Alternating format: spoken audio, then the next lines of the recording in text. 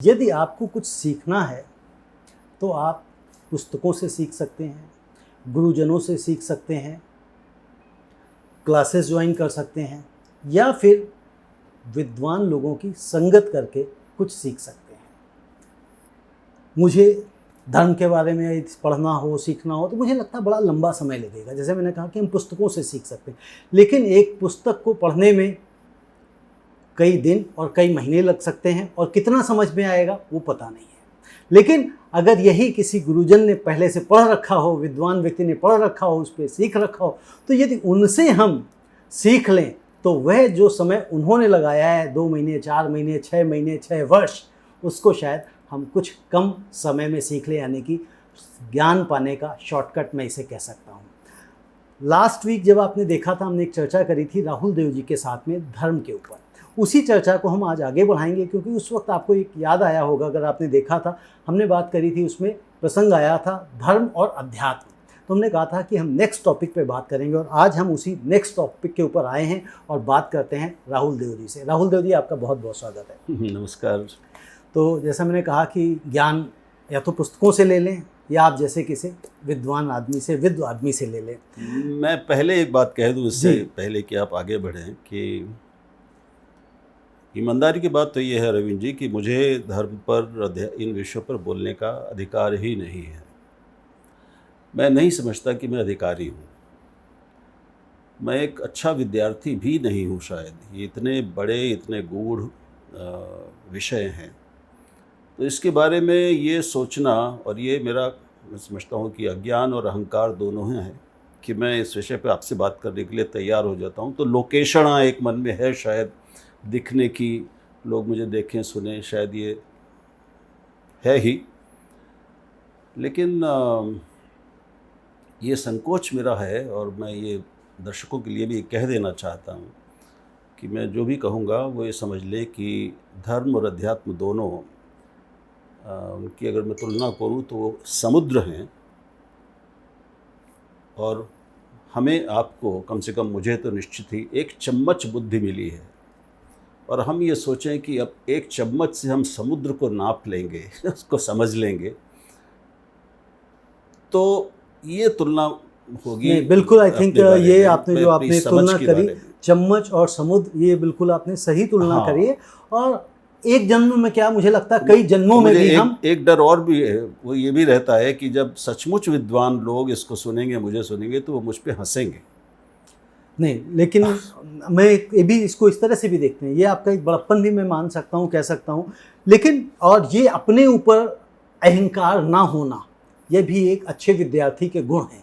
क्योंकि कई बार हम जरा सा, जिसे हम एक हिंदी में कहावत सुना करते थे, थोथा चना बाजे घना, यानी हमें थोड़ा सा ज्ञान हो गया, हम उस ज्ञान को बहुत ज़्यादा प्रदर्शित करते हैं। तो कम से कम अगर ये आपको एक कहते हैं ना, ज्ञान में है, हमें चीज़ें, प्रेजेंस ऑफ माइंड हमारा कहता है कि भाई हमें बहुत ज़्यादा ज्ञान नहीं, जितना है लिमिटेड है, हम उसी लिमिट के ऊपर बात कर सकते हैं। और जाहिर सी बात है, उस दौरान जब आप बात करेंगे तो उन्हीं जो आपने अध्ययन किया है, जो आपने अपने गुरुजनों से सीखा, पढ़ा, सुना होगा, उन्हीं के ऊपर बात करेंगे।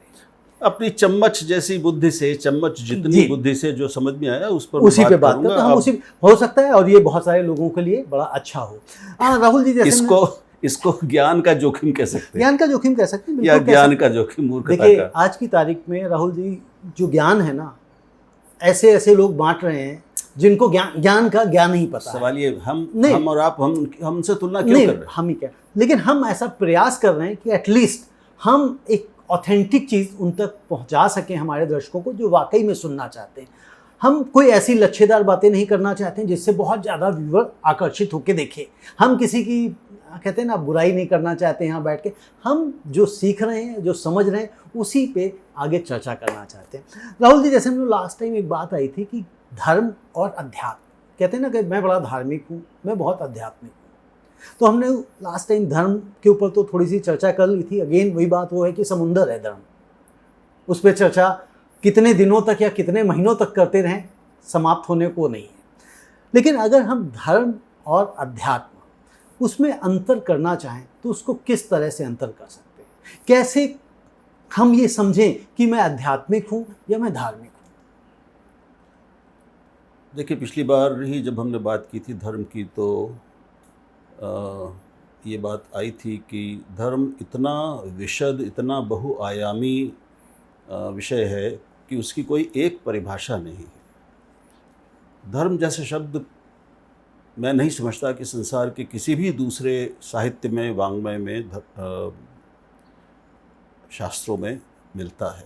एक बहुत ही विशिष्ट शब्द है और वो एक तरह से देखें तो बहुत ही सरल है, दूसरी तरफ देखें, उसकी गहराई में जाएं तो वो उतना ही कठिन है। यानी सबसे सरल व्याख्या जो हमने की थी, परहित सरिस धर्म नहीं भाई, पर पीड़ा सम नहीं अधमाई। बिल्कुल, दूसरे को पीड़ा पहुंचाना अधर्म है, उसका हित करना, उसका भला करना ये धर्म है।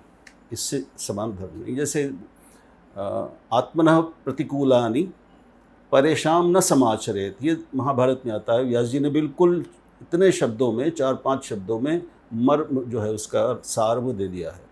जो अपने को जिस तरह का व्यवहार या बात अच्छी न लगे, दूसरों के प्रति वो ना करे।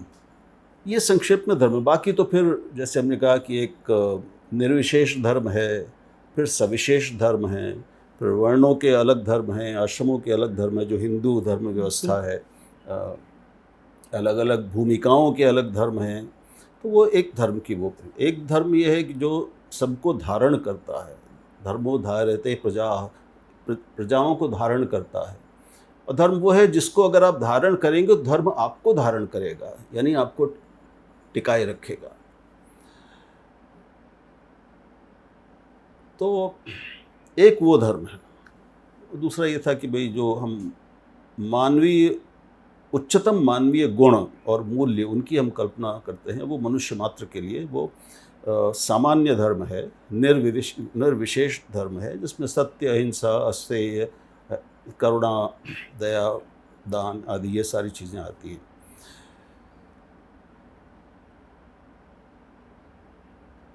जब हम धर्म के मर्म में प्रवेश करते हैं और धर्म का एक जो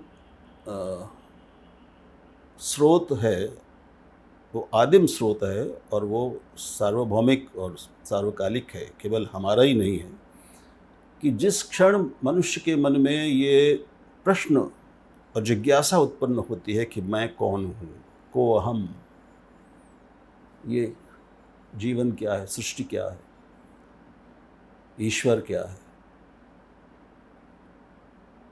वहाँ से इसको हम शास्त्रों में, हमारे यहाँ सांख्य में, वेदांत में धर्म जिज्ञासा, ब्रह्म जिज्ञासा कहा गया। फिर उसकी यात्रा शुरू होती है। अध्यात्म अपने को जानना है। अधि आत्म, ये दो शब्दों से मिलकर बना है। तो एक तो ये बाहर है, वो धर्म है। उससे धर्म के लिए एक और शब्द हमारे वेदों में आता था, ऋत। ऋत यानी वो नियम जो सृष्टि को का संचालन करते हैं, जो सब जगह एक जैसे हैं, उनको ऋत कहा गया। धर्म व्यक्ति के धर्म हो गए। तो एक निर्विशेष व्यवस्था है, सृष्टि को चलाने की संचालन व्यवस्था है, विधि है, वो ऋत है।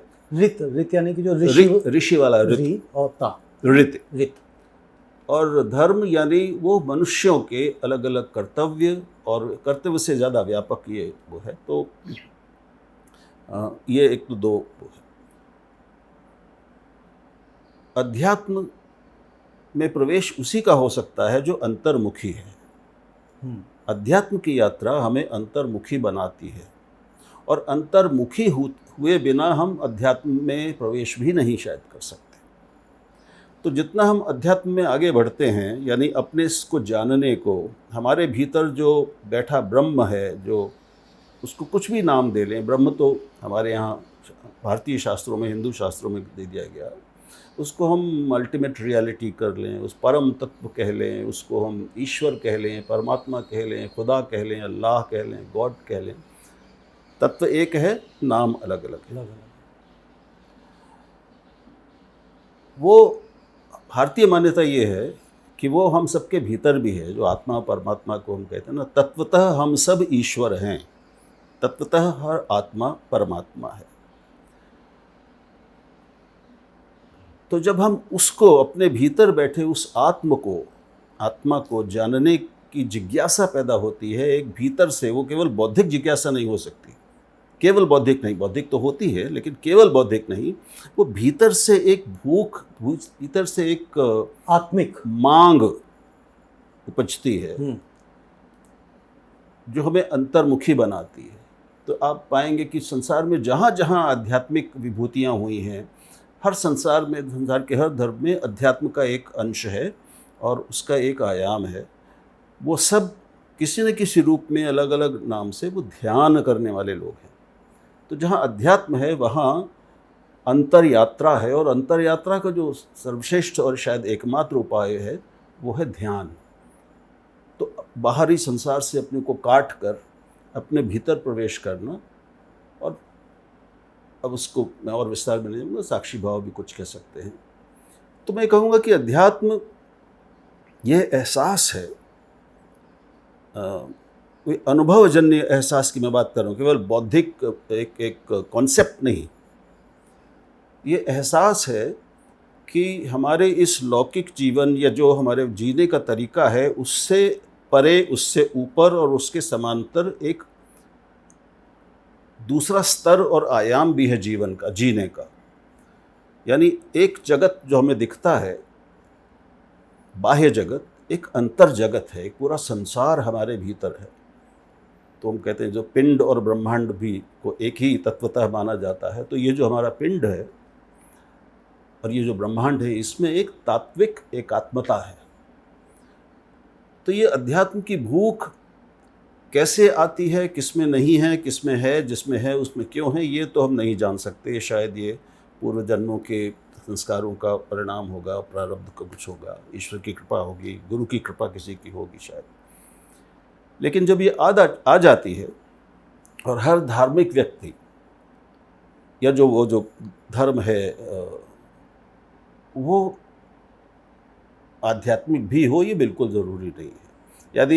यानी एक मनुष्य सत्यवादी हो सकता है, चोरी न करता हो, उसका आचरण बहुत श्रेष्ठ हो, वो झूठ न बोलता हो, वो हिंसा न करता हो, वो चोरी न करता हो, वो संग्रह न करता हो, उसमें करुणा हो, क्रूरता न हो, अहिंसक हो, हिंसा न करता हो, तो उसको हम, ये धर्म के लक्षण है। हमको धार्मिक व्यक्ति, सच्चा धार्मिक व्यक्ति ऐसा होगा, वो नहीं जो कर्मकांड को धर्म मानता है जी, जो बाहरी रूप और आडंबर को करना, घंटे बजाना, हाँ, ये विधि विधान, ये धर्म नहीं है जी।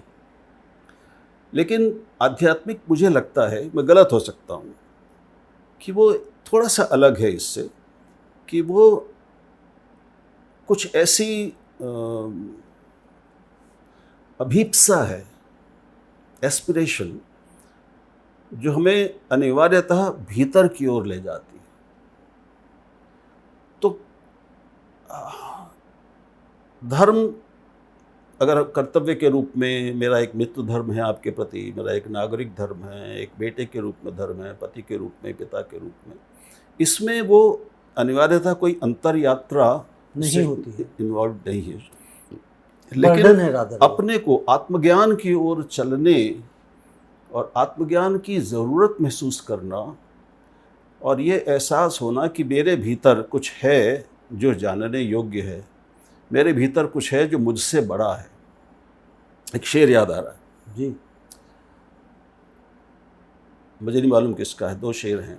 आईना ये तो बताता है कि मैं क्या हूँ, लेकिन आईना ये तो बताता है कि मैं क्या हूँ, लेकिन आईना इस पर है खामोश कि क्या है मुझ में। गलत कदम रखता हूँ तो कोई टोक देता है, ऐसा लगता है कोई मुझसे बड़ा है मुझ में। तो अपने भीतर अपने से बड़े, अपने सीमित संकीर्ण मैं से बड़े किसी अस्तित्व का आभास, और उस अस्तित्व के आलोक में जीने की इच्छा और उस पर चल पड़ना, मैं समझता हूँ कि ये अध्यात्म बिल्कुल, मतलब जो जिसे हम आज धार्मिकता की जो आपने बात कही कि सिर्फ पूजा पाठ करना, मंदिर जाना, आरती करना, उपवास करना, ये वो सब अध्यात्म के साथ चल सकते हैं, कोई विरोध नहीं है उनमें, लेकिन वो अध्यात्म है नहीं जी। और मुझे ऐसा लगता है समहाउ वो धार्मिकता भी नहीं है।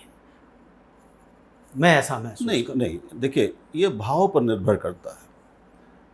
आप पूजा किस भाव से कर रहे हैं और किस लिए कर रहे हैं। पूजा तो जो किस भाव से करते हैं और किस लिए करते हैं, अगर ज़्यादातर आप भाव देखेंगे, अपने मित्रों में भी देख लेंगे, रिश्तेदारों में भी देख लेंगे, किसी को भी देख लें, मंदिर में जाएं, अगर 100 लोगों से आप बात करें, आप तो वरिष्ठ पत्रकार हैं, सर्वे करते हैं, कराते आए हैं, अगर आप 100 लोगों से भी बात करें कि आप मंदिर क्यों आए थे, तो 100 में से मुझे पूरी उम्मीद है 90 लोग किसी न किसी समस्या के साथ वहाँ पहुँचे हुए होते हैं। देखिए इस पर पिछली बार भी बात हुई थी। मैं इन लोगों को और इनको जिनको गीता में भगवान ने अर्थार्थी कहा है, अर्थार्थी। यानी अर्थ के लिए जी। जाते हैं। 4 तरह के उन्होंने भक्त बताए हैं जो उनकी आराधना करते हैं। आर्त जो कष्ट में है, जी। आर्त, जिज्ञासु, अर्थार्थी, ज्ञानी, ये 4 तरह के लोग हैं। तो जो कष्ट में है वो जाता है निश्चय ही। अर्थ जो कष्ट में है, आर्त, आर्तनाद कहते हैं ना। जी जी, आर्तनाद। आर्त जी। वो कष्ट निवारण के लिए जाता है। ठीक है। अर्थार्थी जिसको कुछ जरूरत है, कष्ट भले ही ना हो लेकिन उसकी इच्छाएं हैं, इच्छाएं हैं, गाड़ी चाहिए, बंगला चाहिए, कुछ भी चाहिए, हाँ, संतान चाहिए, कुछ भी चाहिए, अपने पुत्र के लिए, अपनी संतान के लिए। मान लीजिए उसको रोग है, उसके पति को रोग है, मुझे कोई रोग है, मैं सब हार गया हूँ, तो मैं अंत में शरण में जाता हूँ, प्रभु की शरण में जाता हूँ और मैं उस श्रद्धा भाव से पूजा करता हूँ। तो उसका कोई अनादर नहीं करना चाहिए जी। बिल्कुल। मोटी बात यह है कि हम जिस भी भाव से जाए, जिस भी कारण से जाएं, मनुष्य एक सब में बराबर है कि उसमें उसको उन जगहों पर जाकर एक पवित्रता का एहसास होता है। तो हम सबको मनुष्य मात्र में सार्थकता, अपने भीतर अपने जीवन में एक पवित्रता और सार्थकता की आवश्यकता महसूस होती है। वो एक सार्वभौमिक मांग है, आत्मा की मांग कह लें, अंतःकरण की मांग कह लें, जो भी हमारे भीतर है, हमारा स्व, हमारा आत्मा। और कुछ ऐसा होता है, कुछ लोगों से मिलकर, सुनकर, पढ़कर, धर्म ग्रंथों को, मंदिर में, पवित्र जगहों पर जाकर, तीर्थ स्थानों में जाकर, हमें कुछ क्षणों के लिए ही सही लेकिन एक पवित्रता का, पावनता का आभास होता है, अनुभव होता है। कुछ एनर्जीज होती भी है, बहुत, हाँ, वो बहुत कीमती है। तो इसलिए उसके प्रति जरा भी मैं अनादर नहीं करूँगा। किसी भी भाव से जो गया है, अगर उस भाव में वो शुद्ध है तो वो सराहनीय है। मैं वो उसके प्रति जरा भी उसकी अवहेलना नहीं करूँगा। नहीं, ठीक है। तो वही मैं कह, तो वो तो एक बात हो गई, लेकिन जो आपने जो बात कर रहे हैं ना कि हम आध्यात्मिक, यानी कि आध्यात्मिक यात्रा आपकी शायद वहीं से शुरू हो रही, जैसे आपने कहा कि आपके अंदर कोई ऐसी जिज्ञासा उठती है, आप अपने आप को जानना चाहते हैं, कि आपको कई बार लगता है कि भाई आपका जन्म आखिर हुआ क्यों है, आप आए क्यों हैं इस धरती पे, क्या सिर्फ इसीलिए आए हैं कि सुबह उठना है, ऑफिस जाना है। मैं यहाँ बस समझ गया, थोड़ा सा अंतर यहाँ करना चाहिए। ये जो प्रश्न आप उठा रहे हैं, ये दार्शनिक जिज्ञासाएं हैं, वैचारिक बौद्धिक जिज्ञासाएं हैं। मैं कौन हूँ, कहाँ से आया हूँ, सृष्टि की प्रकृति क्या है, ईश्वर की प्रकृति क्या है। तो ये हमें दर्शन की ओर ले जाती है। अध्यात्म मेरी दृष्टि में थोड़ा सा उससे अलग है। वो एक ज़्यादा गहरी, वो विचारों से परे। दर्शन तो बिना विचार के संभव नहीं है, दार्शनिक विचार। तो वो बौद्धिक जिज्ञासाओं से परे एक तत्व है। वो बौद्धिक जिज्ञासाओं और प्रश्नों से परे एक मांग है, एक उत्कंठा है, एक अभीप्सा है, एस्पिरेशन। वो अपने आप पैदा होती है।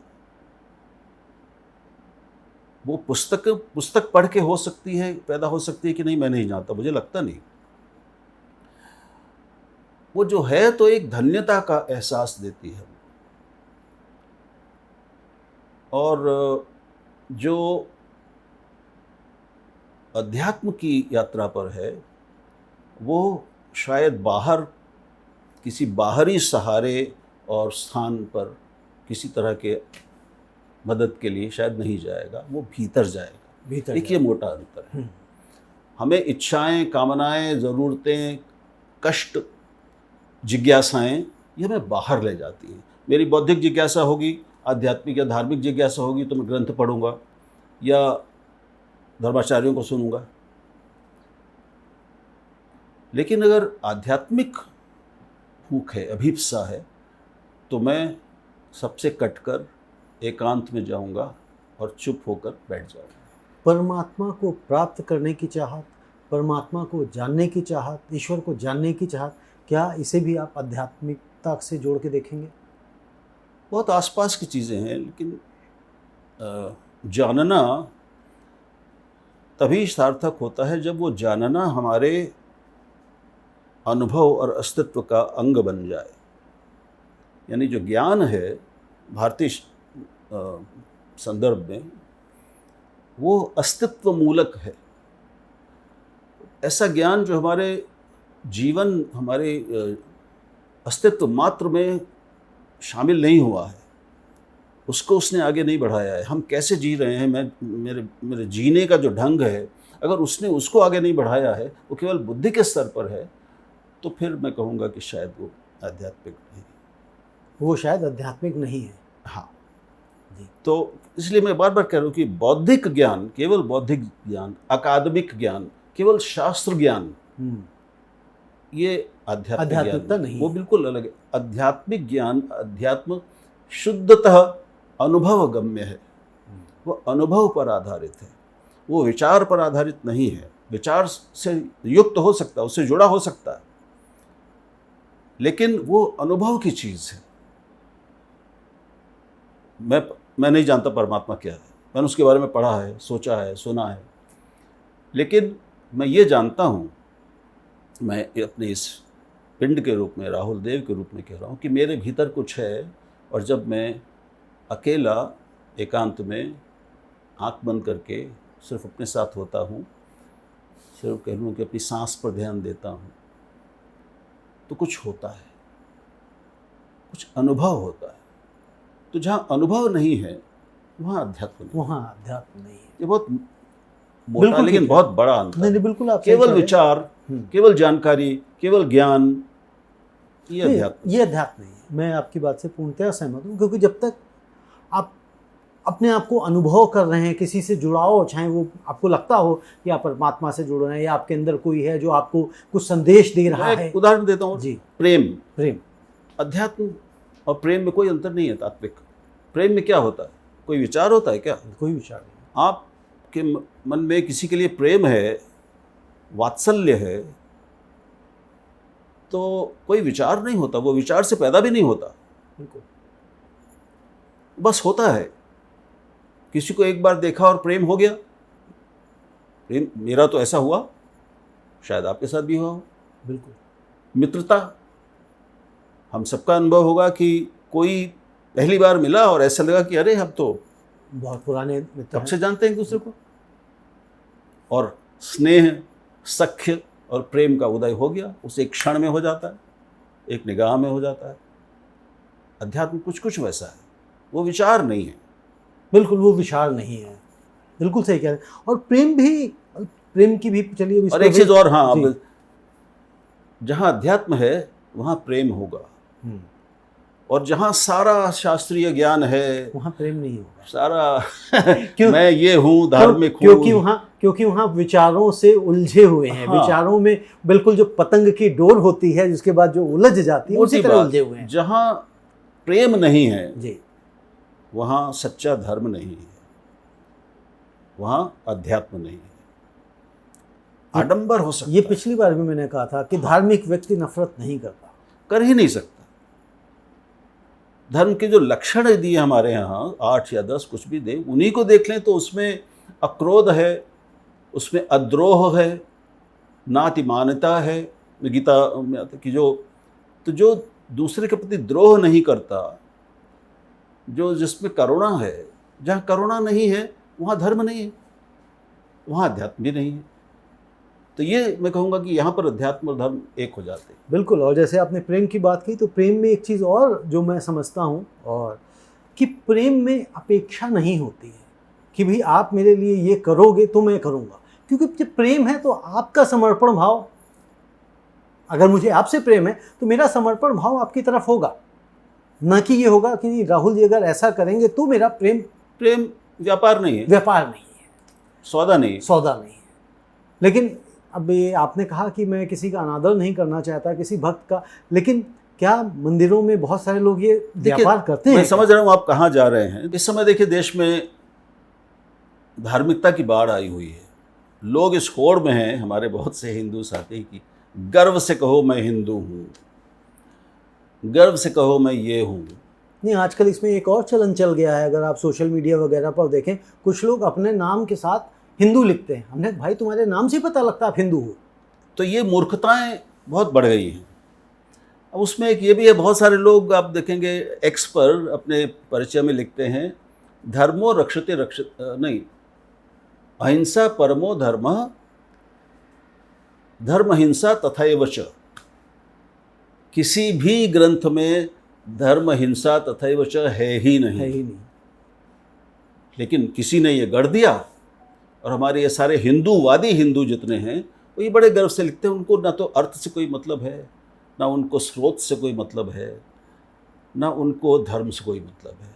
उनको एक क्रूर, आक्रामक, हिंसक तथा कथित नकली छद्म धार्मिकता से मतलब है। ऐसी धार्मिकता जो दूसरे को कष्ट पहुंचाने के लिए, दूसरे पर हमला करने के लिए उन्होंने ओढ़ी है। और राहुल जी यहाँ पे मैं एक बात और कहूँगा, अगर आप एक्स की बात कर रहे हैं, जो लोग ये लिखते हैं हिंसा की बात जो करते हैं, ठीक है ना, अगर आप उनसे हिंसा करने को कहेंगे तो वो नहीं करेंगे, कहेंगे मैं कह रहा हूँ कि तुम करो। अरे मतलब तुम्हारे लिए है, मैं तो नहीं करूँगा, क्योंकि मेरी मम्मी डांटेगी या पत्नी डांटेगी या कोई और। हाँ, जो ये उकसाते हैं वो तो कभी दंगों में मारे नहीं जाते, उनके घर वाले बच्चे भी उनके मारे नहीं जाते, मारे जाते हैं ये जिनको गरीब हैं, जिनमें मजदूर भर है। दिया गया है ये जो सड़कों पर आपके लिए पट्टी बांध कर, वो ये हिंदू मुसलमान सब जगह, ये इस्लाम में कोई कमी नहीं है, सब जगह तो इस्लाम में ज़्यादा है। तो ये दोनों तरफ ये है कि वो फिर वो धर्म युद्ध, उनके लिए यही धर्म युद्ध है, उनके लिए यही धर्म युद्ध है कि तो, दूसरे धर्म के व्यक्ति को मारना। हाँ, और वही दोनों तरफ है, जैसे आपने कहा। और कट्टरता आपने जो बात कही बिल्कुल सही, जहाँ धर्म है, ज़्यादा है, जहाँ धर्म वहाँ होड़ नहीं है, जहाँ धर्म है वहाँ समर्पण है, नहीं कुछ और। जहाँ धर्म है वहाँ होड़ नहीं है, स्पर्धा नहीं है, वहाँ तुलना नहीं है। ये बहुत महत्वपूर्ण है। आजकल तुलना इतनी ज़्यादा हो रही है, हमारे यहाँ तो ये है, तुम्हारे यहाँ बताओ इस्लाम में ये क्यों है, ऐसा है कि नहीं, क्यों नहीं है, हमारे यहाँ तो ये है। ये जो अपने को अपने और अपने धर्म की श्रेष्ठता सिद्ध करने का प्रयास है, ये मूर्खतापूर्ण है, और ये मूलतः विचार ही अधार्मिक है। धर्म में और अध्यात्म में केवल प्रेम और करुणा है। अब गीता के बारे में, गीता को भी लोग कहते हैं कि वो सब हिंसा बताती है, वो धर्म के लिए धर्म युद्ध की प्रेरणा देती है, धर्म के लिए, धर्म रक्षा के लिए शस्त्र उठाने की बात करती है गीता। वो ये नहीं सोचते कि व्यास जी को या भगवान कृष्ण को क्या पड़ी थी और क्या समझ में आया, उन्होंने क्या सोच के कि उन्होंने गीता में जहाँ पे बार बार अहिंसा की बात आती है, वो रणभूमि में उसको कहा। किसी आश्रम में बैठते, अर्जुन में कोई ब्रह्म जिज्ञासा, धर्म जिज्ञासा होती तो वो बैठ के उपदेश देते उनको। अभी युद्ध शुरू होने वाला है, दोनों सेनाएं सामने खड़ी हैं, वो संसार का सर्वोत्तम योद्धा है, वहाँ पर आप उसको अहिंसा का धर्म उपदेश दे रहे हैं, बार बार कहा है। तो वो जब कहते हैं कि युद्धस्व विगत ज्वर से मुक्त होकर युद्ध करो, तो वो किस युद्ध की बात कर रहे हैं? उस युद्ध की शर्तें हैं। धार्मिक हिंसा या धार्मिक युद्ध की, धर्म के लिए किए जाने वाले युद्ध की जो शस्त्रों से किया जाता है, उसकी कुछ शर्तें हैं। शर्तें क्या हैं गीता के अनुसार? वो अहंकार से मुक्त होकर राग और द्वेष दोनों से मुक्त होकर तब वो किया जाता, केवल कर्तव्य मात्र से। वो क्योंकि क्षत्रिय का धर्म है युद्ध करना धर्म रक्षा में और अधर्म के विरुद्ध। इस कर्तव्य के पालन में उसकी जो हिंसा है, वो जो लड़ता है, वो अहिंसा ही है। लेकिन उसको जिस पल ये एहसास हो जाए, वो बताते हैं, अर्जुन को कहते हैं कि अंत में कह रहे हैं कि मैंने तो पहले इन सबको मार रखा है, मया वेते निहिता पूर्व में, मैंने पहले ही इन सबको मार रखा है, जितने सब कौरव योद्धाओं को देख रहे हो। निमित्त मात्रम भव सव्यसाचन। अर्जुन, सव्यसाची अर्जुन का नाम है, तुम सिर्फ निमित्त मात्र हो जाओ। तो ये सब कुछ मरना मारना, ये तो उसने पहले कर रखा है। बिल्कुल ठीक है। हमें जो हमारे वर्णाश्रम में जो हमारा कर्तव्य निश्चित किया गया है, हमारा जो धर्म है, हमें वो करना है।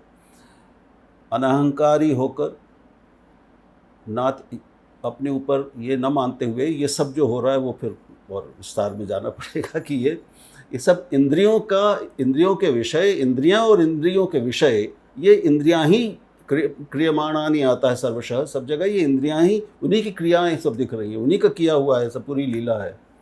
जो करने वाला है वो तो अकर्तार है, और जो ये जानता है कि वो करता नहीं है, इंद्रियां ही करता है, वही जानता है। तो वो योद्धा, आप कल्पना कीजिए कि वो लोगों को मार रहा है, लेकिन उसके मन में कोई द्वेष नहीं है। वो शत्रुता के कारण नहीं मार रहा है, द्वेष के कारण नहीं मार रहा है, वो अपने को बड़ा योद्धा सिद्ध करने के लिए नहीं मार रहा है, इसलिए मार रहा है कि वो क्षत्रिय है। यानी आज के समय में जो युद्ध में हमारे सैनिक हैं, केवल उनको मारने का, हिंसा करने का अधिकार है। बिल्कुल ठीक। या जो पुलिस बल हैं, जो लोक रक्षा में, जिनका धर्म है, वो उनका धर्म है। लेकिन ये किसी नागरिक को हिंसा का अधिकार नहीं है, नागरिक को शस्त्र उठाने का अधिकार नहीं है, आत्मरक्षा को छोड़कर। जब जो लोग ये करते हैं तो वो तो घोर अधार्मिक बात करते हैं, वो अधर्म की बात कर, एक पाप की बात कर। तो ये मन में बैठा हुआ द्वेष और घृणा रूपी पाप, उसको आप धार्मिकता का, जब गीता जैसे ग्रंथ का सहारा लेकर, झूठा सहारा लेकर बोलते हैं, तो आप इतना भयानक आध्यात्मिक पाप करते हैं कि उसको कोई सीमा नहीं। हमारे यहाँ जो आपने कही ना कि सहारा लेके ग्रंथ का, गीता का, अगर मतलब कहते हुए अच्छा नहीं लगता, लेकिन सच्चाई यही है कि अगर आप 1000 लोगों का इंटरव्यू करें, 1000 ऐसे हिंदुओं का करें जो अपने आप को गर्व से कहो हम हिंदू हैं कहते हैं, जो एक्स की आप बात कर रहे हैं, अगर वहाँ वाले जो धर्म का जो प्रदर्शन करते हैं जो लोग, उनसे आप बात करें, मुझे नहीं लगता कि 1000 में से आपको 50 लोग भी ऐसे मिल जाएंगे जिन्होंने गीता को ध्यानपूर्वक अध्ययन किया हो, मनन किया हो, विचार किया हो। शायद एक पन्ना भी नहीं पढ़ा, एक अध्याय नहीं पढ़ा होगा, है ना। और बातें करते हैं, हमारे शास्त्रों में लिखा है। तुमने कौन से जब भी आप किसी व्यक्ति से पूछ लें, वो कहेगा जी शास्त्रों में लिखा है। कौन से शास्त्र में लिखा भाई, वो नहीं पता है। देखिए, इन लोगों की तो बात करना व्यर्थ है, क्योंकि वो अधर्म ही कर रहे हैं, अधर्म के ही मार्ग पर चल रहे हैं। हम उनकी बात करें जिनके बारे में आप पहले बात कर रहे थे, जो मंदिर जाते हैं, गुरुओं के पास जाते हैं, वो क्यों जाते हैं, उनको किस भाव से जाना चाहिए। तो हमारी अपनी किसी ज़रूरत के लिए हम ईश्वर के पास जाएं, कोई गड़बड़ नहीं है। ईश्वर इसीलिए है, आर्त हैं, अर्थार्थी हैं तो भी, लेकिन इतनी बुद्धि हम में होनी चाहिए कि हम बाहरी रूप रंग पर न फंस जाएं, कि हम कर्मकांड में ही न फंस जाएं, कर्मकांड को ही हम धर्म, संपूर्ण धर्म न मानने लगे। वो एक छोटा सा हिस्सा है धर्म का, और कर्मकांड सब जगह अलग अलग है। अनंत कर्मकांड हैं, अनंत धर्म हैं, अनंत शास्त्र हैं। बिल्कुल। तो ये समझ में सबको रहना चाहिए, हर आस्तिक को, कि वे जितने देवी देवता, मूर्तियाँ, अलग अलग स्तुतियाँ, अलग अलग पूजाएं, आरती, ये सब एक ही तत्व के अलग अलग रूप हैं। और ये उनको मालूम होना चाहिए, मन में होना चाहिए कि ये प्रतीक हैं, ये प्रतीक मात्र हैं, ये असली तत्व नहीं है। नहीं है। जो असली तत्व है, ईश्वर जिसको हम कहते हैं, वो इन सब के, वो मूर्ति में नहीं है, मूर्ति के परे है, उसके भीतर है, वो हमारे भाव में है, हमारी दृष्टि में है। बिल्कुल ठीक है। तो जब बाहर पर ही, हम बाहरी चीज़ पर ही अटक जाएंगे और हम उसी को मूर्ति को ही ईश्वर मान के पूजने लगेंगे, तो वो ठीक है। एक सगुण उपासना में एक वो है कि हम पूरे उसको सजीव ईश्वर मान के हम उसकी उपासना करते हैं, उससे हम एक अपना आत्मिक भावनात्मक रिश्ता कायम करते हैं, क्योंकि वो भी अधिकांश लोगों के लिए जो भावना प्रधान होते हैं, उनके लिए वो भी उनको आगे बढ़ाने का, ऊंचा उठाने का एक साधन है सगुण उपासना। बिल्कुल ठीक कह रहे हैं। जैसे एक चीज़ और बताइए राहुल जी, जैसे हम लोग बात करते हैं ब्रह्मा जी, ब्रह्मा, फिर ब्राह्मण एक और है चौथा ब्रह्मांड, ठीक है। तो अभी अगर मैं समझूं आपसे कि ब्रह्मा और ब्राह्मण, इन तीनों में आपस में कोई ब्राह्मण की ब्रह्मांड नहीं, ब्रह्मांड अभी मैंने हटा दिया, ठीक है, तीन ब्रह्मा और ब्राह्मण, इनमें आपस में क्या सूत्र है? देखिए, ब्रह्म का कई तरह का प्रयोग हमें मिलता है। तो ब्रह्म तो वैसे स्पष्ट ही है कि अब उसको कई जगह परम ब्रह्म भी कहते हैं, बात एक ही है। तो जो भी इस पूरी सृष्टि को और हम सब को चलाने वाली शक्ति है, यानी मान्यता है कि जो इस सृष्टि को की उत्पत्ति करने वाली, इसको चलाने वाली और इसका संहार लय करने वाली जो शक्ति है, जिसने ये सब कुछ रचा, परमात्मा जिसको आप कहते हैं, वो ब्रह्म है, परमात्मा है, वो ईश्वर है, परमेश्वर है, परमात्मा है, उसके बहुत सारे नाम हैं। तो ये तो ब्रह्म है।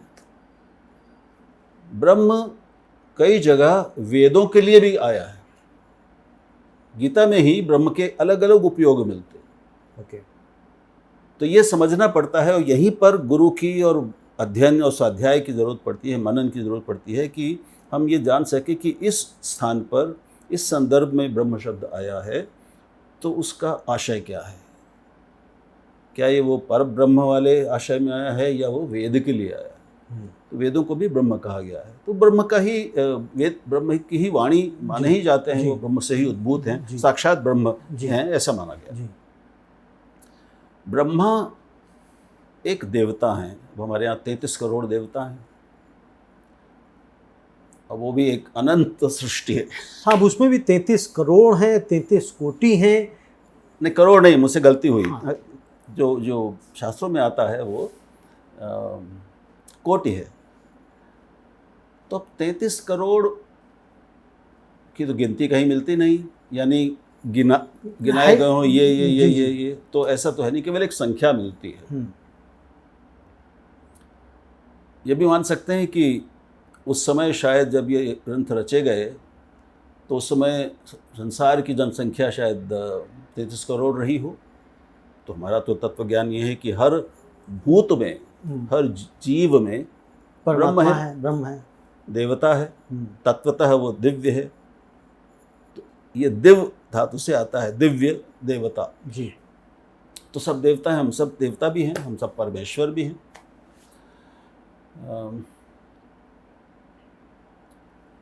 लेकिन मोटे तौर पे ये समझना चाहिए कि 33 तरह के देवता, उसमें एक पूरी शास्त्रों में मिलता है। उसमें 8 रुद्र हैं, 12 आदित्य हैं, 11 ये अलग अलग श्रेणियां हैं देवताओं की। अश्विनी कुमार हैं, उसमें ब्रह्मा भी एक हैं, ब्रह्मा या प्रजापति जी। ब्रह्मा का एक नाम प्रजापति भी है। तो ब्रह्मा की जो कल्पना है वो ये है कि उन्होंने इस सृष्टि को जन्म किया। वो जो परब्रह्म हैं, परमात्मा हैं, चतुर्भुज विष्णु, वो क्षीर सागर में, यानी दूध के समुद्र में शेषनाग की शैया पर लेटे हैं। उनकी नाभि से एक कमल प्रकट होता है, उस कमल पर ब्रह्मा बैठे हुए, इस तरह से वो प्रकट हुए। और उन्होंने फिर सारे प्राणियों की रचना की, इसलिए उनको प्रजापति भी कहते, सारी प्रजाओं की रचना की जी। अब वो हमारे शास्त्रों का, पुराणों का विशेष तौर पे वो इतना उलझा हुआ मामला है कि कहीं पर हम पाते हैं कि शिव, राम, विष्णु ये ब्रह्मा जी की उपासना कर रहे हैं और ब्रह्मा जी उनको आशीर्वाद दे रहे हैं, वरदान दे रहे हैं। कहीं हम पाते हैं कि ब्रह्मा जी देवता जो हैं, बाकी जो देवता हैं, जो उनके नीचे के हैं, अंडर स्टडीज़ हैं, वो अपनी कोई समस्या लेकर असुर या राक्षस ज़्यादा तंग कर रहे हैं, उनको यज्ञ ध्वंस कर रहे हैं, तो वो ब्रह्मा जी के पास जाते हैं कि पितामह आप ही, वो पितामह भी हैं, आप ही कोई उपाय बताइए। तो ब्रह्मा जी कहते हैं, उनको लेकर वो शिष्टमंडल लेकर जाते हैं शिव जी के पास, शिव जी के पास, कई बार वो विष्णु जी के पास जाते हैं, कई बार वो देवी के पास जाते हैं।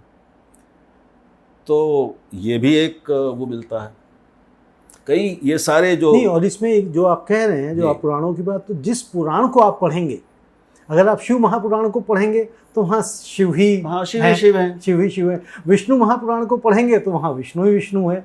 मैं आज ही महाभारत देख रहा था, तो वहाँ पे एक जगह कृष्ण शंकर की उपासना कर रहे हैं, उनसे वरदान ले रहे हैं। एक जगह शंकर कृष्ण की उपासना कर रहे हैं, उनको अपना स्वामी बता रहे हैं। यही राम के साथ भी है, राम और देखे राम और शिव और राम के जी। तो ये बड़ा घपला है और रोचक। तो कुल मिलाकर अब ये देवताओं वाला भी बड़ा रोचक वो है। तो पहले ब्रह्मा और ब्राह्मण। तो ब्राह्मण ऐसे तो नाम से समझ में आता है कि भाई जो ब्रह्म से जुड़ा हुआ है, जो ब्रह्म की प्राप्ति में साधनारत है, ब्रह्मयाची है, ब्रह्माकांक्षी है, वो ब्राह्मण है। जाति और वर्ण के रूप में भी एक आता है कि हमारे वर्णाश्रम धर्म है, 4 वर्ण हैं, 4 आश्रम हैं। अब गीता में भगवान स्वयं ही कहते हैं कि चातुर्वर्ण्यम मया सृष्टम गुण कर्म विभागशः।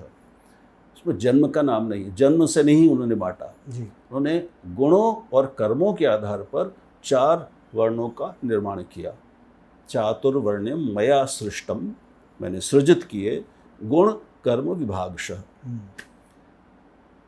अब उसमें अपनी प्रवृत्ति, अपने स्वभाव के अनुसार धर्म और कर्म नियत होते हैं। तो उस समय भी हम पाते हैं कि तो ये जन्मना नहीं है, लेकिन वो किसी समय होते होते, जैसे आप विष्णु मनुस्मृति में भी और स्मृतियों में भी पाते हैं, याज्ञवल्क्य स्मृति वगैरह में, कि वो कर्मणा और उससे गुणों के आधार पर वो हुआ। लेकिन धीरे धीरे ये व्यवस्था जाति पर, यानी जन्म से पर आधारित व्यवस्था में आकर रूढ़ हो गई और तब से वो हमको जकड़े हुए। और उसके बाद हम पाते हैं कि मनुस्मृति और कई जगह भी कि जो जन्मना ब्राह्मण भी होते हैं, जन्मना क्षत्रिय, जन्मना शूद्र, जन्मना वैश्य। तो ये परिवर्तन कब हुआ, कैसे हुआ, ये मतलब इसको जो आजकल इंग्लिश में एक वर्ड चलता है नेपोटिज्म, तो इसको नेपोटिज्म से जोड़ देते हैं फिलहाल। इतना सरल भी नहीं है, ये बहुत ही ज़्यादा जटिल, ये जाति और वर्ण के जो मामला है बहुत भयानक रूप से जटिल है। क्योंकि 100 के आसपास तो हमारी स्मृतियाँ हैं, यानी जो बताती हैं कि धर्म क्या है, किस किस क्या कर्तव्य हैं अलग अलग वर्णों और आश्रमों के।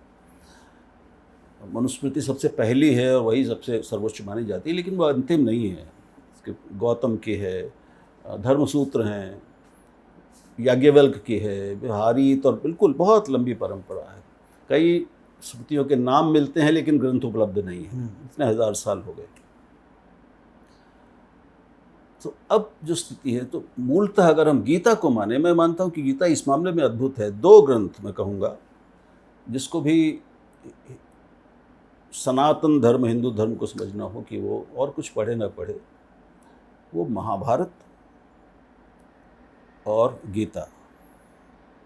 महाभारत में जैसा कि उसमें आता ही है, जो महाभारत में है वही सब जगह है, जो महाभारत में नहीं है वो कहीं नहीं है। ओके। वो रामायण की तुलना में, वाल्मीकि रामायण की तुलना में कहीं ज़्यादा विस्तृत, विशद और बहुआयामी है। और एक तरह कहूँगा कि मनुष्य की प्रकृति के, नियति की विडंबनाओं के, पुरुषार्थ और देव के बीच के ये जो बड़े संशय और युद्ध चलते हैं, संघर्ष, इनको वो जिस तरह से महाभारत हमें बताती है अलग अलग दृष्टांतों कथाओं के माध्यम से, ऐसा हम रामायण में नहीं पाते। रामायण एक आदर्श व्यक्ति, आदर्श पुरुष का, पुरुषोत्तम है, जो मर्यादा पुरुषोत्तम है, उसका आख्यान है। महाभारत महाग्रंथ है, वो महाधर्मशास्त्र है, उसमें सब कुछ है। धर्म का हर संभावित आयाम, अधर्म का हर संभावित आयाम, पाप से कठिन घोर से घोर पाप उसमें है, और उच्चतम पुण्य उसमें है, धर्म अधर्म। और उसमें उसका एक एक चरित्र, कोई भी चरित्र एक आयामी नहीं है, बहुआयामी, जैसा कि हम रामायण में देखते हैं। बहुआयामी है, हर चरित्र में जटिलताएं हैं, विरोधाभास हैं, अंतर्विरोध हैं, और संशय हैं, जिज्ञासाएं हैं।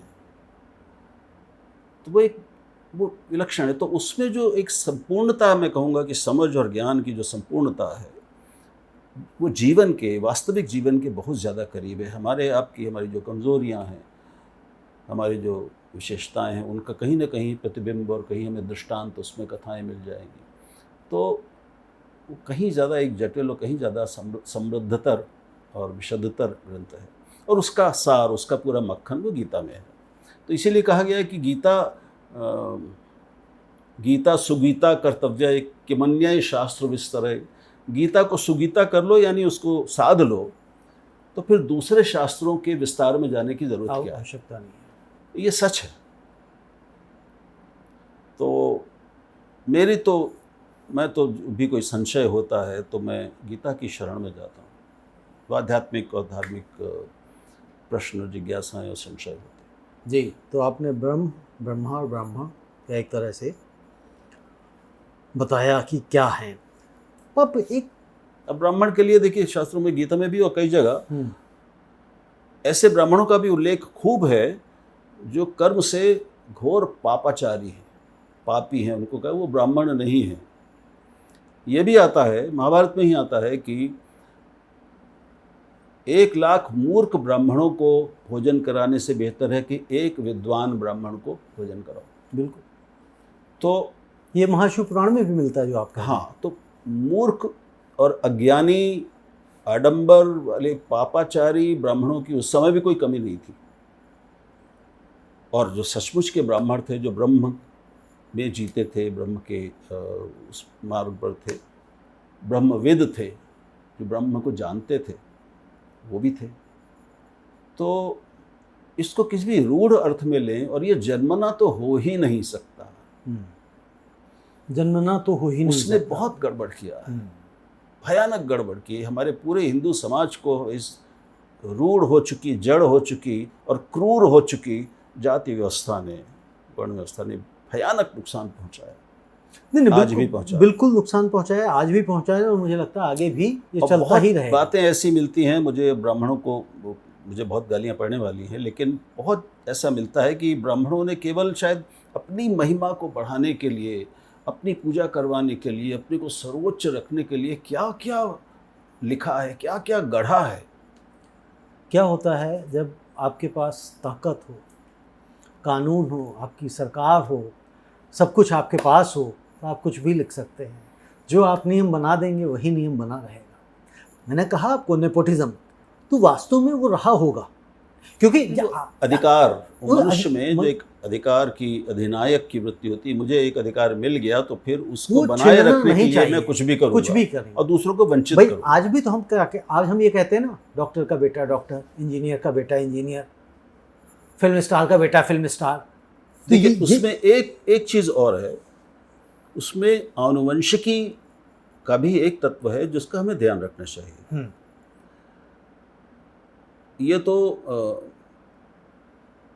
औपचारिक डिग्रीज और प्रोफेशनल उसकी बात कर रहे हैं, लेकिन ऐसा हम अक्सर पाते हैं कि संतानें माता पिता की तरह होती हैं। बिल्कुल ठीक है। काफ़ी उनसे गुण आनुवंशिक बीमारियां भी लेके आती हैं, आनुवंशिक गुण होते हैं। तो ये जातीय वर्ण में कहीं आनुवंशिकी भी है, लेकिन वो एकमात्र नहीं है। तो आनुवंशिक रूप से आपने किसी भी वर्ण के विशेषताएं आपने प्राप्त की हों, लेकिन अगर आपका कर्म और उससे गुण वैसा विपरीत नहीं है। है, आप वैसे जी नहीं रहे हैं, तो उसका कोई मतलब नहीं है। तब आपको कोई विशेषाधिकार, किसी तरह की श्रेष्ठता उच्चता पाने का और दावा करने का कोई अधिकार नहीं।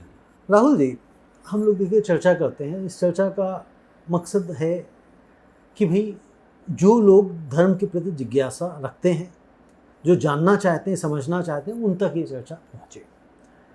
आजकल धर्म की बड़ी बात चलती है, आपने कहा कि सब लोग धार्मिक हो रखे हैं, सोशल मीडिया पे बड़े सारे धार्मिक लोग पैदा हो गए, वो हैं या नहीं वो नहीं पता, लेकिन वो लिखने के लिए तो धार्मिक हो गए। मैं समझना चाहता हूँ कि हमारे बच्चों में, जनरेशन जो नेक्स्ट आ रही है, धार्मिकता की कहीं ना कहीं कमी हो रही है। उसका कारण शायद जो आज का माहौल है, फिल्में आ गई हैं, OTT पे इतने सारे प्लेटफॉर्म्स अलग अलग कुछ भी परोस रहे हैं, दिखा रहे हैं, कह रहे हैं, और हम माता पिता भी शायद हमारी उसमें कमी है कि हम अपने बच्चों को वो संस्कार, जो धार्मिक संस्कार हमें देने चाहिए थे, वो हम कहीं ना कहीं नहीं दे पा रहे हैं। क्योंकि आज की जो जनरेशन है, कल की भी जनरेशन है, मेरे समय के भी लोग, उसको ऐसा लगता था कि यदि हम साइंस पढ़ रहे हैं तो धर्म वर्म सब बेकार है। अगर मुझे कहा गया कि भाई पूजा करनी है या ये करना है, तो हमें लगता था क्यों। तो मैं ये समझना चाहता हूँ कि हम आप जैसे लोग, जो और भी बहुत सारे लोग होंगे, उनका ऐसा क्या कर्तव्य होना चाहिए कि हम अपने धर्म को आगे अपने बच्चों तक और उन लोगों तक पहुंचाएं जो लोग इस विषय में नहीं जानते हैं। हमें क्या कदम उठाने चाहिए? आपने, मैं समझता हूँ कि हर माता पिता की दुखती रग को छुआ है, मेरी दुखती रग तो वो है। जब तक थोड़ी सी ये समझ आई, तब तक समय बहुत निकल चुका था। यानी अपने बच्चों को, जब वो बच्चे थे और मैं कर सकता था, मुझे करना चाहिए था, तब मैंने उस तरह से वो शिक्षा, प्रशिक्षण और संस्कार और प्रभाव नहीं दे पाया। मैं अक्षम रहा। उसमें कई चीज़ें होती है कि जब बच्चे हमारे छोटे होते तो हम आमतौर पर अपने जीवन के सबसे सक्रिय काल में होते हैं, जब रोज़गार, अपना काम, आजीविका वो सबसे प्रमुख होती है। हमारा अधिकांश समय उसी में ध्यान और श्रम उसमें जाता है। ये एक समस्या है। उस समय भूमिका सबसे ज़्यादा महत्वपूर्ण हो जाती है माँ की। दरअसल संस्कार देने का काम मुख्यतः माँओं का है। उसके लिए ज़रूरी है कि वो स्वयं संस्कारित हो, उनके मन में ये ज्ञान भी हो और वो भी हो, लेकिन वो भी तो उसी शिक्षा पद्धति से, उसी समाज व्यवस्था से आई हैं। तो उनको किसी ने नहीं दी, अगर वो संस्कार नहीं दिए उस रूप में, तो आगे कैसे देंगी? एक ये व्यावहारिक समस्या। दूसरी है कि हमारे अपने जीवन में बचपन से ही हमारे बच्चों ने क्या हमें स्वाध्याय करते हुए देखा है? क्या हमारे घर में, हम किसी भी धर्म के हों, उस धर्म का साहित्य है, ग्रंथ हैं? क्या हमारे बच्चों ने ये देखा है कि उसके पिता या और उसके माँ या दोनों अपने दूसरे पिताओं से, दूसरी माँओं से, अपने मित्रों से धर्म चर्चा, इन विषयों पर कोई बात कर रहे हो? ऐसे कितने घरों में होता होगा? बिल्कुल। हम तो जब मित्रों के रूप में मिलते हैं तो हम तो इधर उधर की हल्की फुल्की बातें करते हैं, ज़्यादातर मनोरंजन के, शराब भी पीते हैं, सिगरेट भी पीते हैं, खेल कूद करते हैं, हल्की फुल्की बातें करते हैं, चुगली, निंदा रस लेते हैं। बहुत, सबको रस उसमें बहुत आता है, उसको असूया कहा। बिल्कुल। तो मतलब गहरी या हल्की हम बौद्धिक चर्चाएं ये सब करते रहते हैं, उसमें बौद्धिक तो बहुत ही कम हो। तो फिर बच्चों को संस्कार कहाँ से मिलेंगे? और दूसरा पक्ष ये है कि जीवन निरंतर इतना जटिल होता जा रहा है। हमारे माता पिता का समय हमारे समय की तुलना में कितना सरल था, यानी उस समय इतने ध्यान भटकाने के इतने साधन नहीं थे, समय गुजारने के लिए इतने साधन नहीं थे। खेलो या पढ़ो, खाओ, सो जाओ, है ना। हम जब तक आए तो हमें ये इंटरनेट वगैरह तो नहीं मिला, गैजेट्स नहीं मिले, लेकिन रेडियो आ चुका था, टीवी आ चुका था। और लेकिन फिर भी हमारा खेलना कूदना, पढ़ना ये जारी रहा। पूरी समय हमारे बच्चों के समय तक तो टीवी सर्वव्यापी हो चुका था। किताबें, घरों में किताबों की उपस्थिति कम है। होती जा रही थी। माता पिता पढ़ते हुए दिखे, ये अनुभव बहुत कम होता जा रहा था। जिसे धर्म या हम संस्कृति कहते हैं, संस्कृति के जो बाह्य रूप हैं, जो आचरण में दिखते हैं, तो अपने माता पिता के आचरण में हमें उस तरह की सच्ची धार्मिकता कितने बच्चों को दिखती होगी मैं नहीं जानता। मैं भाग्यवान रहा, शायद आप भी रहे इस मामले में, तो कुछ संस्कार हम में पड़ गए। लेकिन जब हमारी अपनी दिनचर्या में वो रोज़ की शाम की पूजा, वो मंत्र पाठ और रामचरितमानस का पाठ सबके साथ बैठकर, जो मेरे बचपन का हिस्सा था, जो हम रोज़ बैठते थे माता पिता के साथ, वो मेरे जीवन में तो नहीं है। तो मेरे बच्चों ने तो मुझे वो करते हुए नहीं देखा। कभी कभार पूजा में सब लोग साथ बैठ गए, उसके अलावा सबका एक अलग जीवन हो गया। और अब जो मोबाइल आ गया है, तो मोबाइल का मतलब है कि हर व्यक्ति की, जिसमें हमारे बच्चे भी शामिल हैं, एक अलग आंतरिक दुनिया है, दिमागी दुनिया है, जिसमें किसी दूसरे का प्रवेश नहीं है। हमको नहीं पता हमारे बच्चों पर किस तरह से किस किस का कैसा प्रभाव पड़ रहा है, और उनका ध्यान भटकाने को, ध्यान रोकने को अनंत चीज़ें हैं। आप एक बार, हम भी उसी में शिकार हो जाते हैं। हम इंटरनेट पे बैठ जाते हैं तो पता ही नहीं चलता कि 1 घंटा, 2 हमने घंटा, 3 शुरुआत घंटा, किस 4 लिए घंटा। शुरुआत किस लिए की थी और पहुंच कहाँ जाते हैं? तो अब इसके बीच में धर्म की शिक्षा कैसे हो, संस्कृति की शिक्षा कैसे हो, उसके लिए 2 चीज़ें चाहिए। 2 ही उसके स्थान हैं। एक घर है, दूसरा विद्यालय है। तो विद्यालयों में भी कुछ ऐसा हो, दूसरा घर है। तो अब दोनों का क्या हाल है ये पता है हमको।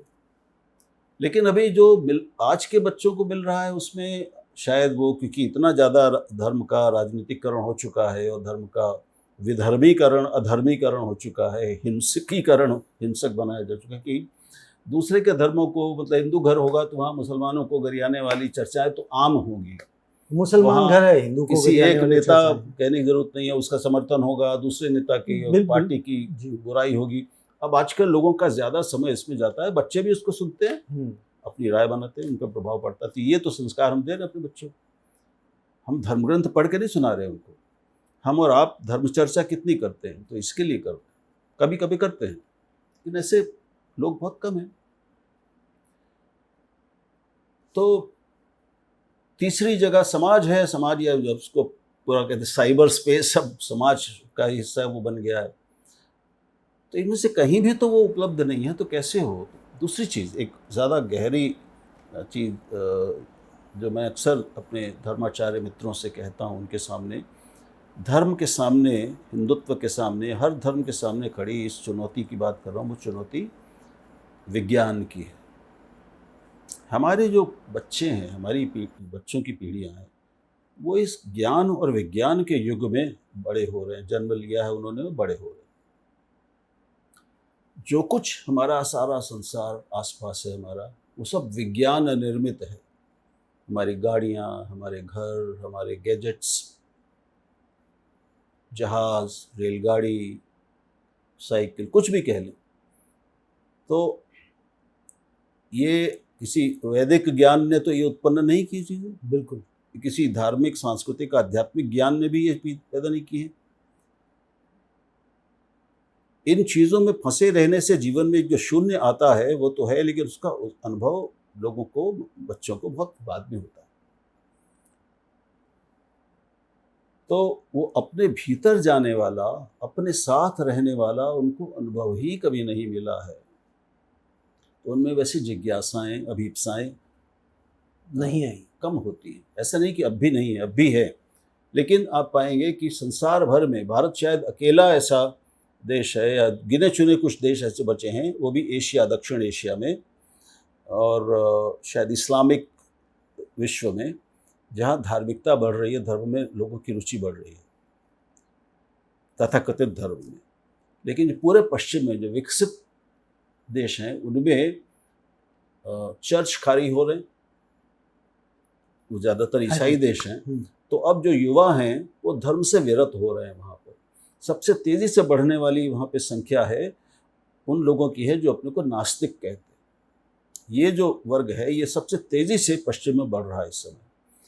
तो उनमें कोई धार्मिक आस्था, वो ना तो क्रिश्चियनिटी, क्राइस्ट, इनमें उनको आकर्षित नहीं करते, उससे दूर जा रहे हैं। क्योंकि जो तथाकथित आधुनिक जीवन है वो तो उनको दिखा रहा है ना, ये सारे जो जीवन के उपादान है, उपकरण हैं, यंत्र हैं, साधन हैं, जीवन को सुखद, सुविधापूर्ण और अच्छा, तथाकथित रूप से अच्छा बनाने, जीवन शैली के निर्माण करने वाली सारी चीज़ें तो विज्ञान ने पैदा की।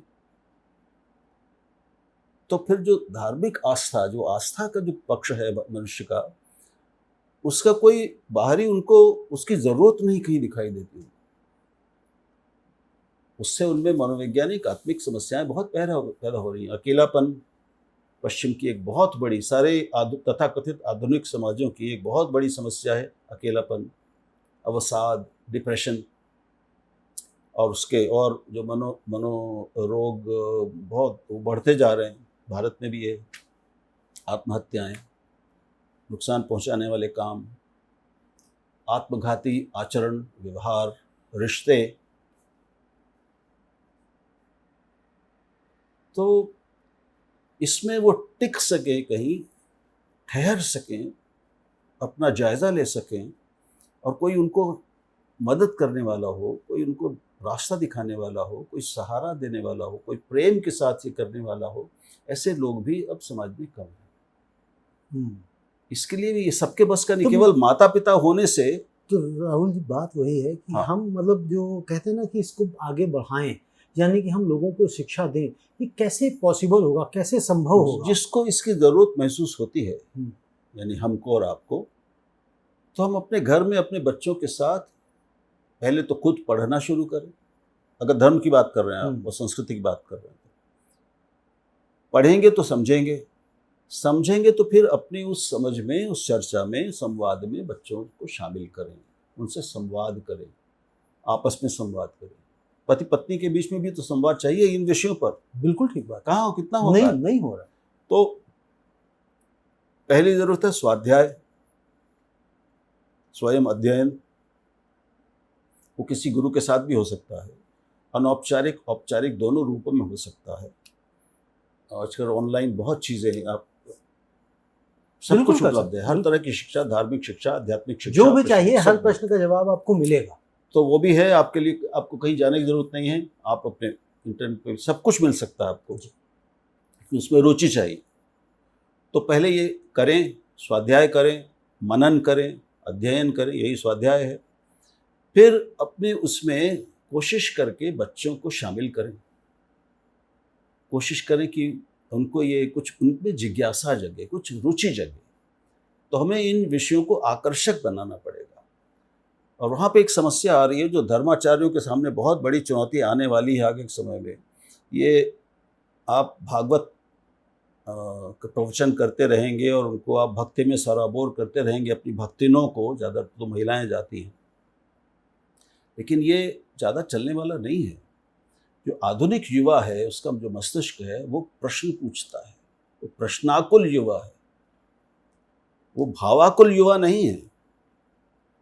तो उसकी उस प्रश्नाकुलता को अगर आप शांत नहीं कर पाएंगे, समाधान नहीं कर पाएंगे उसके प्रश्नों का, तो फिर धर्माचार्य और उनके माध्यम से धर्म, ये दोनों धीरे धीरे अप्रासंगिक होते जाएंगे। विज्ञान तो नए जीव पैदा कर रहा है, नए पशु उसने पैदा कर दिए हैं, क्लोनिंग कर दी है उसने, मनुष्यों को, नए कृत्रिम मनुष्यों को पैदा करने की ओर वो बढ़ रहा है जी। कृत्रिम मेधा, आर्टिफिशियल इंटेलिजेंस, वो जो चमत्कार कर रही है वो हमारे सामने है। विज्ञान का प्रवेश हमारे शरीरों में हो चुका है, हमारे मस्तिष्क में हो चुका है और हमारी चेतना में हो चुका है। तो धर्म के पास इन प्रश्नों और इन जिज्ञासाओं और इनसे पैदा होने वाले जो मुद्दे हैं, उनके कुछ उत्तर तो होने चाहिए ना। वो कैसे आएंगे, कहाँ से आएंगे? वो केवल तथाकथित धर्म प्रवचन, धार्मिक प्रवचन करने से, भागवत के नहीं आएगा, उससे नहीं बनेगी। तो युवा को अपनी युवा जिज्ञासाओं के समाधान के लिए योग्य लोग भी तो चाहिए ना। वो हैं क्या? जो पारंपरिक धर्म है, पारंपरिक धर्माचार्य, चाहे वो इस्लाम हो, चाहे वो क्रिश्चियनिटी हो, चाहे वो हिंदू धर्म हो, बहुत कम लोग हैं ऐसे जो आधुनिक भाषा में, आधुनिक मुहावरे में युवाओं को समझ में आने वाले तरीके से उनको बता रहे हैं, समझा रहे हैं। तो अगर इन युवाओं को अपनी ओर आकर्षित करने की क्षमता हमारे धर्मों में और धर्माचार्यों में नहीं रहेगी, तो यानी कि राहुल जी, हमें अगर युवाओं को धर्म की तरफ आकर्षित करना है तो हमें उनके ही शब्दों में, उनके मनोविज्ञान को समझ के उस ढंग से हमें संवाद करना पड़ेगा, तब शायद हम उनको आकर्षित करें। मेरी एक चिंता और है आपके इस प्रश्न से जुड़ी हुई है। देखिए, अभी देश भर में क्या हो रहा है कि ज़्यादातर विद्यालयों में शिक्षा का माध्यम अंग्रेजी होती जा रही है, और 20-25 साल में ये स्थिति आएगी कि भारत के सारे बच्चे अंग्रेजी माध्यम में पढ़ रहे होंगे। इसके जो भयानक दुष्परिणाम हमारी पूरी संस्कृति पर और सभ्यता मात्र के लिए होंगे, वो एक अलग ही प्रश्न है। इस पर मैं कभी हम लोग बात करेंगे तो अच्छा होगा जी। भाषा का प्रश्न। लेकिन यहाँ धर्म में भी भाषा का जो महत्व है, मैंने कई अपने धर्माचार्यों के सामने जिनसे मिलने का मौका मिला, ये बात रखी कि अभी जो नए बच्चे आ रहे हैं उनको संस्कृत तो छोड़िए, उनको अच्छी हिंदी पढ़ने का भी अभ्यास नहीं है। हमारे सारे धर्म ग्रंथ, चाहे वो लोक भाषा में हो या वो शास्त्रीय भाषा संस्कृत में हो, वो सब अपनी भाषाओं में ही है। कोई अंग्रेजी में शास्त्र नहीं लिखे गए। अंग्रेजी अनुवाद में और समझने में सहायक होती है। तो जब ये एक पीढ़ी और होगी तो धर्म ग्रंथों का क्या होगा? कौन पढ़ेगा उनको? गीता को पढ़ने वाला, रामचरितमानस को पढ़ने वाला, रामायण और महाभारत को पढ़ने वाला और तमाम जो अनंत पुराण है, उनको पढ़ेगा कौन? जिनको वो लिपि पढ़ने का अभ्यास नहीं है, जो उस शब्दावली से परिचित नहीं है, बिल्कुल उनके लिए अजनबी बिल्कुल शब्दावली है, वो आपके इस पूरी परंपरा के में प्रवेश कैसे करेंगे? बिल्कुल आप सही कह रहे हैं कि भाई वो परंपरा में प्रवेश होगा कैसे? वही उनके लिए मतलब एक कहते हैं ना, वो दूसरी दुनिया है वो। अब हर चीज केवल अनुवाद से तो नहीं पढ़ाई जा सकती। तो जो समझ बनेगी वो अनुवादित समझ होगी, वो कोई अपनी जैविक और अपनी समझ से पैदा हुई, अपने स्वाध्याय चिंतन मनन से पैदा हुई समझ और ज्ञान नहीं होगा। बिल्कुल। तो क्या हम एक अंग्रेजी आधारित अनुवादित ज्ञान के युग की ओर बढ़ रहे हैं, कम से कम भारत में? और उस स्थिति में हमारे पारंपरिक जो स्वरूप है धर्म का, उसका क्या होगा? वो कैसे बचेगा, कैसे बढ़ेगा? हम पाते हैं कि आज के युवाओं में कुछ ऐसे धर्मगुरु, तथाकथित धर्मगुरु, सच्चे हर तरह के हैं, जो अंग्रेजी में बोलते हैं, प्रवचन करते हैं, और हम पाते हैं कि जो मध्यम और उच्च वर्गीय भारतीय है वो वहाँ जाता है, वो इन प्रवचनों में नहीं आता है। जो भागवत पर प्रवचन और जो पारंपरिक हमारे बन ठन के बिल्कुल कृष्ण बनकर बहुत सारे जो प्रवचनकार नौटंकी करते हैं, हमारे धर्मगुरुओं के साथ एक और, इस पीढ़ी के धर्मगुरुओं के साथ एक समस्या और है कि अपवादों को छोड़कर उनमें से अधिकांश, कम से कम उत्तर भारत में जो है, वो अंग्रेजी नहीं पढ़ते। तो वो अंग्रेजी के विश्व से अपरिचित हैं, अंग्रेजी के संसार से, उसमें जो ज्ञान और विमर्श उपलब्ध है। और अंग्रेजी में और दूसरी भाषाओं में भी, लेकिन प्रमुखता अंग्रेजी में भारतीय धर्म पर, भारतीय ग्रंथों पर, भारतीय प्रज्ञा पर, परंपराओं पर अनंत शोध हुआ है, अनंत चिंतन हुआ है, विमर्श हुआ है, लेखन हुआ है। ऐसी अद्भुत किताबें लोगों ने लिखी हैं हमारे धर्म पर। इंडोलॉजी एक पूरा एक डिसिप्लिन है ज्ञान का, जो विदेशी विश्वविद्यालयों में हिंदू धर्म और हमारी इंडोलॉजी, भारत विद्या जिसको कहते हैं, उसके पूरे विभाग बने हुए, अध्ययन होता है। और वो एक नई दृष्टि से, अलग तरह की, यहाँ से पारंपरिक से थोड़ी अपारंपरिक दृष्टि से धर्म को देखते हैं और उस पर वो बात करते हैं। तो मैं समझता हूँ कि एक इन दोनों दृष्टियों का भी कभी एक समन्वय, कोई मिलना जुलना हो, एक दूसरे को समझना हो, वो भी हमारे धर्म को पुष्ट करेगा। राहुल जी, यहाँ पे भी वही बात आती है सिर्फ कि हम जब तक अपने अंदर से नफरत को खत्म नहीं करेंगे, समाप्त नहीं करेंगे, तब तक नहीं हो पाएगा। क्योंकि बहुत सारे लोग जो हिंदी भाषी हैं उनको लगता है कि अंग्रेजी विदेशी भाषा है और उससे हमें नफरत करना चाहिए। देखिए, तो उस वजह से वो उसको इंग्लिश को नहीं पढ़ते हैं, जबकि ज्ञान भाषा कोई भी हो, हमारे देश के अंदर ही न जाने कितनी भाषाएं बोली जाती हैं। देखिए, मूर्खता और अज्ञान का तो कोई इलाज नहीं है। अब मैं, अगर आप इजाज़त दें तो मैं एक अंग्रेजी ये उठा के यहाँ से उठूँगा तो ये हिल जाएगा। हाँ, अब मैं ऐसे ही दिखा देता हूँ। जी। अगर पवन ज़रा फोकस कर दिखा दे। अब ये सबसे ऊपर रखिए, भगवत गीता अंग्रेजी में दिख रही होगी। जी बिल्कुल। ये शंकराचार्य के भाष्य का अंग्रेजी अनुवाद है, शांकर भाष्य। ओके। रामानुज गीता भाष्य भी है, रमण का भगवत गीता श्री अरविंद का भी है, रंगनाथन स्वामी जी उनका भी है, ब्रह्मसूत्र, ये सब। अब ये एक है, ये मधुसूदन सरस्वती की भगवत गीता, उनकी जो टीका जो गूढ़ार्थ दीपिका कहलाती है, उसका अंग्रेजी अनुवाद है। ओके।